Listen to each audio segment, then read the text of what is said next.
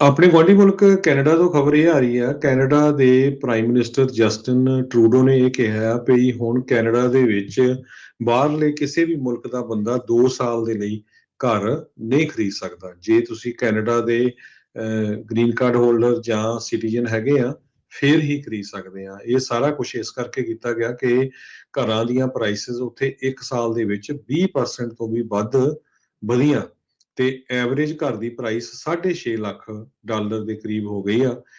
ਕਹਿੰਦੇ ਵੀ ਜਿਹੜੀ ਕਿ 9 ਟਾਈਮ ਬਣਦੀ ਹੈਗੀ ਤੁਹਾਡੀ ਐਵਰੇਜ ਇਨਕਮ ਦੇ ਹਿਸਾਬ ਦੇ ਨਾਲ, 9 times according to your income. So is sky ਰੌਕਟਿੰਗ housing prices ਦੇ ਲਈ ਪੋਪੂਲੇਸ਼ਨ ਗਰੋਥ ਵੀ ਰੀਜ਼ਨ ਹੈਗਾ ਆ, ਸ਼ਾਰਟੇਜ ਆਫ ਹੋਮਸ ਵੀ ਆ, ਪਰ ਬਹੁਤ ਸਾਰੇ ਮੁਲਕਾਂ ਤੋਂ, ਚਾਈਨਾ ਤੋਂ, ਇੰਡੀਆ ਤੋਂ ਜਾਂ ਹੋਰ ਬਹੁਤ ਸਾਰੇ ਬਲੈਕ ਮਨੀ ਵਾਲੇ ਲੋਕ ਵੀ ਉੱਥੇ ਆ ਕੇ ਪ੍ਰਾਪਰਟੀਆਂ ਖਰੀਦ ਲੈਂਦੇ ਸੀ, ਜਿਹਦੇ ਕਰਕੇ ਘਰਾਂ ਦੀਆਂ ਪ੍ਰਾਈਸਾਂ ਉੱਪਰ ਜਾਂਦੀਆਂ ਸੀ।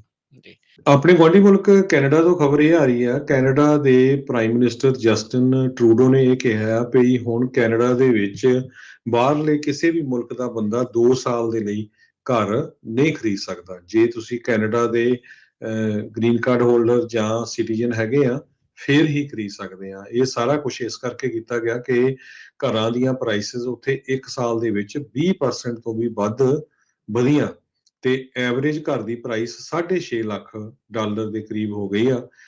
ਕਹਿੰਦੇ ਵੀ ਜਿਹੜੀ ਕਿ 9 ਟਾਈਮ ਬਣਦੀ ਹੈਗੀ ਤੁਹਾਡੀ ਐਵਰੇਜ ਇਨਕਮ ਦੇ ਹਿਸਾਬ ਦੇ ਨਾਲ, 9 times according to your income. So is sky ਰੌਕਟਿੰਗ housing prices ਦੇ ਲਈ ਪੋਪੂਲੇਸ਼ਨ ਗਰੋਥ ਵੀ ਰੀਜ਼ਨ ਹੈਗਾ ਆ, ਸ਼ਾਰਟੇਜ ਆਫ ਹੋਮਸ ਵੀ ਆ, ਪਰ ਬਹੁਤ ਸਾਰੇ ਮੁਲਕਾਂ ਤੋਂ, ਚਾਈਨਾ ਤੋਂ, ਇੰਡੀਆ ਤੋਂ ਜਾਂ ਹੋਰ ਬਹੁਤ ਸਾਰੇ ਬਲੈਕ ਮਨੀ ਵਾਲੇ ਲੋਕ ਵੀ ਉੱਥੇ ਆ ਕੇ ਪ੍ਰਾਪਰਟੀਆਂ ਖਰੀਦ ਲੈਂਦੇ ਸੀ, ਜਿਹਦੇ ਕਰਕੇ ਘਰਾਂ ਦੀਆਂ ਪ੍ਰਾਈਸਾਂ ਉੱਪਰ ਜਾਂਦੀਆਂ ਸੀ।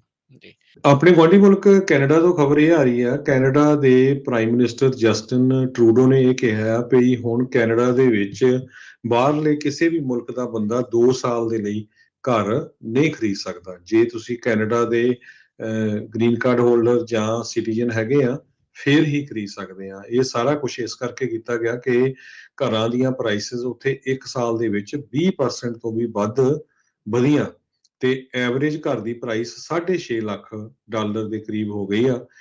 ਕਹਿੰਦੇ ਵੀ ਜਿਹੜੀ ਕਿ 9 ਟਾਈਮ ਬਣਦੀ ਹੈਗੀ ਤੁਹਾਡੀ ਐਵਰੇਜ ਇਨਕਮ ਦੇ ਹਿਸਾਬ ਦੇ ਨਾਲ, 9 times according to your income. So is sky ਰੌਕਟਿੰਗ housing prices ਦੇ ਲਈ ਪੋਪੂਲੇਸ਼ਨ ਗਰੋਥ ਵੀ ਰੀਜ਼ਨ ਹੈਗਾ ਆ, ਸ਼ਾਰਟੇਜ ਆਫ ਹੋਮਸ ਵੀ ਆ, ਪਰ ਬਹੁਤ ਸਾਰੇ ਮੁਲਕਾਂ ਤੋਂ, ਚਾਈਨਾ ਤੋਂ, ਇੰਡੀਆ ਤੋਂ ਜਾਂ ਹੋਰ ਬਹੁਤ ਸਾਰੇ ਬਲੈਕ ਮਨੀ ਵਾਲੇ ਲੋਕ ਵੀ ਉੱਥੇ ਆ ਕੇ ਪ੍ਰਾਪਰਟੀਆਂ ਖਰੀਦ ਲੈਂਦੇ ਸੀ, ਜਿਹਦੇ ਕਰਕੇ ਘਰਾਂ ਦੀਆਂ ਪ੍ਰਾਈਸਾਂ ਉੱਪਰ ਜਾਂਦੀਆਂ ਸੀ। ਜੀ ਆਪਣੇ ਗੁਆਂਢੀ ਮੁਲਕ ਕੈਨੇਡਾ ਤੋਂ ਖਬਰ ਇਹ ਆ ਰਹੀ ਹੈ, ਕੈਨੇਡਾ ਦੇ ਪ੍ਰਾਈਮ ਮਿਨਿਸਟਰ ਜਸਟਿਨ ਟਰੂਡੋ ਨੇ ਇਹ ਕਿਹਾ ਵੀ ਹੁਣ ਕੈਨੇਡਾ ਦੇ ਵਿੱਚ ਬਾਹਰਲੇ ਕਿਸੇ ਵੀ ਮੁਲਕ ਦਾ ਬੰਦਾ 2 ਸਾਲ ਦੇ ਲਈ ਘਰ ਨਹੀਂ ਖਰੀਦ ਸਕਦਾ। ਜੇ ਤੁਸੀਂ ਕੈਨੇਡਾ ਦੇ ਗ੍ਰੀਨ ਕਾਰਡ ਹੋਲਡਰ ਜਾਂ ਸਿਟੀਜ਼ਨ ਹੈਗੇ ਆ, ਫਿਰ ਹੀ ਖਰੀਦ ਸਕਦੇ ਆ। ਇਹ ਸਾਰਾ ਕੁਝ ਇਸ ਕਰਕੇ ਕੀਤਾ ਗਿਆ ਕਿ ਘਰਾਂ ਦੀਆਂ ਪ੍ਰਾਈਸਿਸ ਉੱਥੇ 1 ਸਾਲ ਦੇ ਵਿੱਚ 20% ਤੋਂ ਵੀ ਵੱਧ ਵਧੀਆਂ ਤੇ ਐਵਰੇਜ ਘਰ ਦੀ ਪ੍ਰਾਈਸ 6.5 ਲੱਖ ਡਾਲਰ ਦੇ ਕਰੀਬ ਹੋ ਗਈ ਆ।